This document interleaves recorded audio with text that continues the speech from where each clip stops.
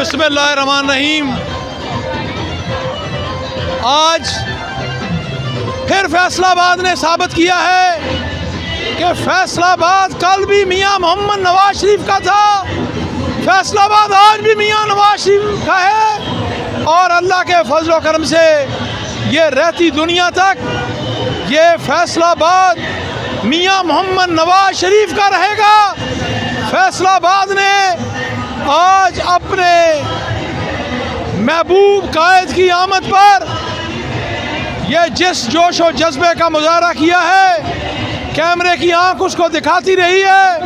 यह बड़े short notice पर एक रैली निकाली गई, अवाम का जोशो खरोश वो सबके सामने है।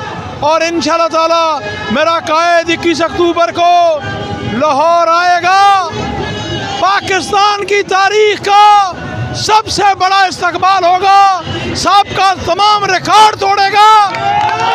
और आइंदा इस रिकॉर्ड को कोई बीट नहीं कर सकेगा। और हमारा सबसे बड़ा काफिला मियां मोहम्मद नवाज शरीफ के इस्तकबाल के लिए मीनारे पाकिस्तान पहुंचेगा।